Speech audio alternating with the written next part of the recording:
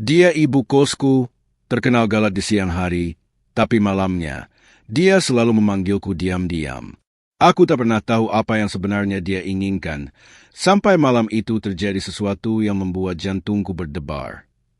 Jangan lupa dukung channel ini dengan cara like, komen, share, dan subscribe agar kami semakin semangat menghadirkan kisah-kisah inspiratif lainnya.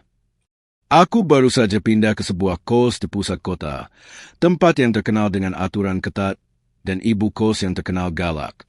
Namanya Burina. Rambutnya selalu rapi, pakaiannya formal, dan sorot matanya tajam seperti bisa membaca pikiranku. Hari pertama aku masuk, aku langsung ditegur karena sepatu yang aku taruh sembarangan. Nak, sepatu jangan sembarangan. Kalau ibu lihat lagi, bisa kena denda, katanya dengan nada tegas. Aku hanya bisa mengangguk, menahan rasa malu. Malam pertama, saat aku sedang menonton film di kamar, terdengar ketukan pelan di pintu. Nak, boleh masuk sebentar? Suara Burina terdengar lembut, berbeda jauh dari nada galaknya di siang hari. Aku terkejut, tapi mengangguk pelan. Ia masuk dengan langkah hati-hati, dan tiba-tiba menyerahkan secangkir teh hangat. Ini, buatmu. Malam-malam dingin, jangan sampai kedinginan, katanya sambil tersenyum tipis. Sejak itu, hal-hal aneh mulai terjadi. Di siang hari, Burina galak dan tegas, tapi malam hari, ia sering memanggilku diam-diam dengan berbagai alasan. Kadang untuk memperbaiki lampu, kadang untuk menanyakan sesuatu yang terdengar biasa, tapi ada nuansa yang membuatku penasaran. Aku mulai bertanya-tanya dalam hati, apa sebenarnya yang membuatnya berbeda antara siang dan malam? Ada rahasia apa di balik senyum lembutnya itu? Beberapa hari setelah kedatanganku, pola itu semakin jelas. Siang hari, Burina tetap galak seperti biasanya. Tapi malam hari, tepat saat semua penghuni kos tidur, ia akan mengetuk pintuku dengan lembut. Malam, nak, boleh bantu ibu sebentar? Suaranya terdengar berbeda, lebih hangat dan penuh perhatian. Aku menelan ludah, hati berdebar kencang. Biasanya aku menolak, tapi ada rasa penasaran yang membuatku selalu mengangguk. Malam itu, ia memintaku membantunya memperbaiki tirai yang sobek di ruang tamunya. Saat aku menekuk tubuh untuk memegang kain yang robek, tiba-tiba tangannya menyentuh tanganku. Sekejap, jantungku serasa berhenti berdetak. Burina menatapku, matanya menyiratkan sesuatu yang sulit aku jelaskan. Maaf nak, ibu terlalu dekat, katanya sambil tersenyum canggung, tapi ada sesuatu di senyum itu yang membuatku sulit berkedip. Aku hanya tersenyum kikuk, mencoba mengalihkan pandangan. Sejak malam itu, panggilan diam-diamnya terasa lebih sering dan semakin lama. Kadang ia sengaja menepuk pintuku pelan, kadang hanya menatap dari jendela sambil tersenyum misterius. Aku mulai merasakan campuran rasa penasaran dan ketegangan yang sulit diabaikan. Di satu sisi aku tahu ini salah, tapi di sisi lain aku merasa ketagihan dengan perhatian rahasianya. Ada sesuatu yang membuat malam-malam di kos itu menjadi lebih hidup, meski hati kecilku selalu bertanya-tanya. Apa yang sebenarnya diinginkan Burina dariku? Seminggu kemudian, malam-malam panggilan diam-diam itu mulai membawa situasi yang lebih tak terduga. Suatu malam, ia mengetuk pintuku tepat tengah malam. Nak, ibu lupa sesuatu di kamar ini. Bisa bantu sebentar? Suaranya lembut tapi ada nada yang membuatku menegang. Aku mengangguk pelan dan mengikuti langkahnya ke kamar tamu.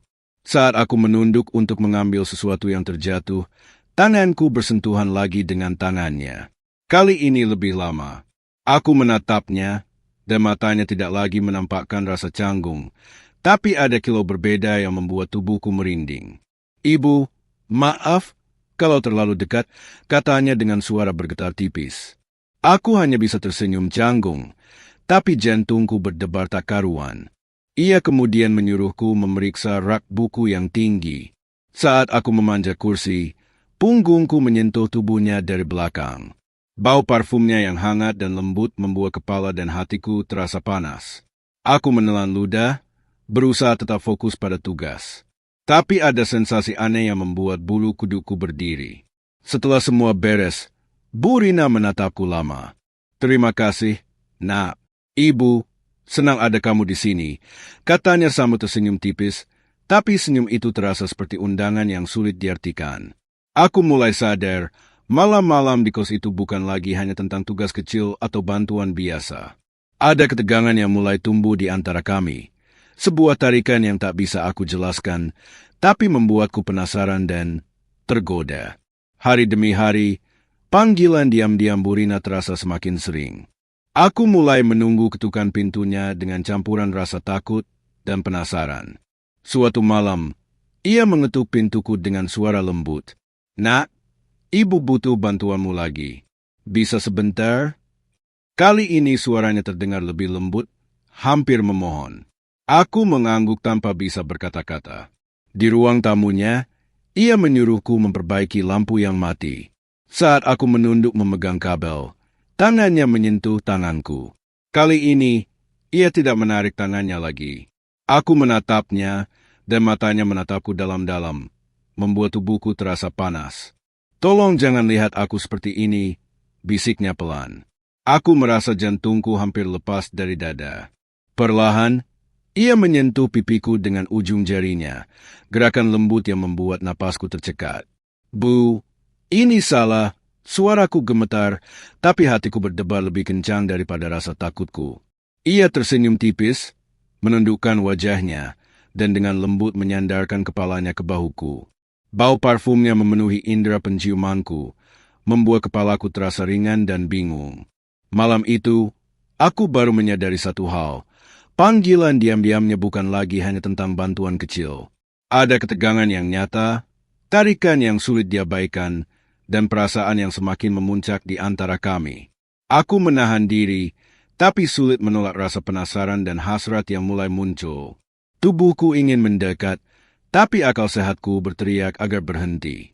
Malam itu, ketukan pintu terdengar lebih pelan dari biasanya. Tapi aku tahu siapa itu. "Nak, boleh masuk sebentar?" Suaranya terdengar hampir berbisik. Aku membuka pintu, dan ia melangkah masuk dengan gerakan hati-hati. Matanya menatapku tajam, tapi ada sesuatu yang berbeda. Ada hasrat yang tersembunyi di balik sorot matanya. "Ini, ibu ingin tunjukkan sesuatu," katanya sambil membimbingku ke kamar tidurnya. Hati kecilku berteriak, tapi rasa penasaran membuat kakiku melangkah mengikuti. Di kamar, ia menutup pintu dengan lembut. "Nak, jangan kaget," katanya sambil menatapku lama. Aku menelan ludah. Ada ketegangan yang sulit diabaikan. Udara di ruangan terasa panas dan syarat dengan rasa ingin tahu. Tiba-tiba, ia meraih tanganku dan menggenggamnya perlahan. Sentuhannya hangat, lembut, dan terlalu dekat. "Ibu, aku merasa nyaman kalau kamu dekat," bisiknya. Napasku tersendat, jantungku berdebar kencang. Aku tahu ini salah, tapi tubuhku terasa panas, seperti ada magnet yang menarik kami lebih dekat.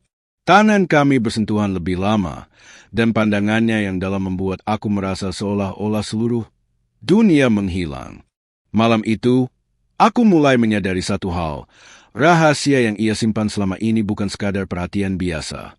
Ada sesuatu yang lebih intens, lebih memabukkan, dan membuatku sulit berpikir jernih. Beberapa malam berikutnya, panggilan diam-diam Burina terasa semakin menggoda. Suara ketukannya di pintu kamar seperti detak jantungku sendiri, selalu membuat tubuhku tegang sebelum aku membuka pintu. "Malam, Nak, boleh bantu ibu sebentar?" Suaranya lembut, hampir memohon.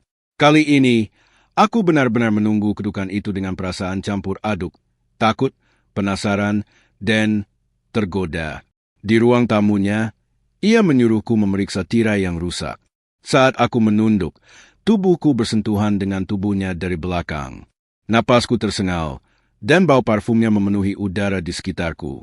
Tangannya lembut menepuk pundakku, tapi rasanya terlalu intim. Ia menatapku dalam-dalam. "Nak, jangan terlalu kaku," katanya sambil tersenyum tipis. Ada kilau di matanya yang membuat tubuhku panas dan pikiran kacau. Secara perlahan, ia mendekat, nafasnya hampir menyentuh pipiku. Jantungku berdebar kencang, dan aku merasa tubuhku seakan kehilangan kendali. Ada sesuatu dalam gerakannya, dalam tatapannya, yang membuat malam itu terasa berbeda dari sebelumnya. lebih panas, lebih menggoda, dan tak bisa aku abaikan. Aku tahu ini salah, tapi rasa penasaran dan tarikan yang intens membuatku tetap diam, membiarkan perasaan yang tak terucap itu menggantung di udara di antara kami. Malam itu, panggilan Burina terasa berbeda. Ketukan pintunya lembut, hampir seperti menggoda. "Nak, boleh masuk sebentar?" Suaranya terdengar hangat, penuh arti yang sulit aku jelaskan.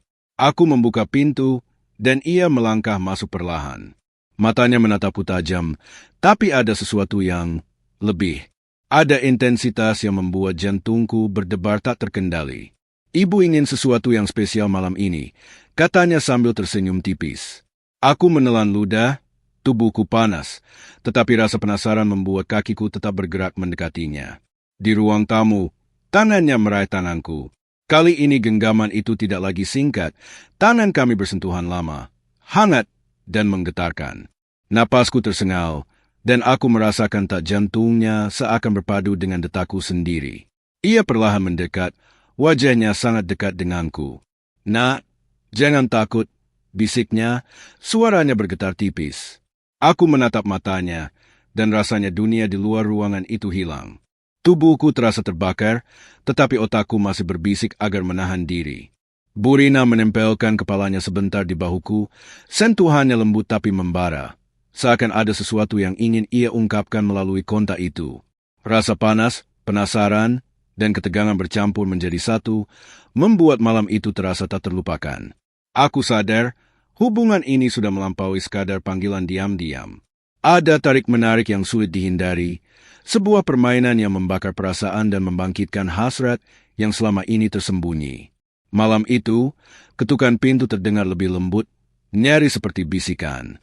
"Nak, boleh masuk sebentar?" Suara Burina membuat tubuhku seketika tegang. Aku membuka pintu, dan ia melangkah masuk dengan langkah hati-hati. Matanya menatapku dalam-dalam, menyalakan rasa panas yang sulit ditahan. "Ibu, ingin berbicara sebentar, tapi dekat denganmu," katanya sambil tersenyum tipis. Di ruang tamu, ia menahan tanganku dalam genggamannya. Kali ini, genggaman itu lama dan hangat, seakan ada energi yang mengalir di antara kami. Napasku tersengal, dan tubuhku terasa panas seperti terbakar. Ia perlahan mendekat, wajahnya begitu dekat dengan wajahku. Napasnya menempel di pipiku, hangat, membuat detak jantungku berpacu. "Nak, ibu merasa nyaman kalau kamu dekat," bisiknya lembut. Aku tahu ini salah, tapi tubuhku tak bisa menahan diri. Tarik-menarik antara rasa takut dan hasrat membuat kami berdiri dekat, saling merasakan kehangatan dan ketegangan yang memuncak. Setiap detik terasa panjang, setiap sentuhan membakar, dan dunia di luar ruangan seakan menghilang. Malam itu menjadi saksi dari perasaan yang selama ini tersembunyi, campuran antara rasa penasaran, ketertarikan, dan keinginan yang sulit dijelaskan. Kami berdiri berdekatan, tubuh dan hati seakan berbicara tanpa kata, menciptakan malam yang tak akan pernah terlupakan.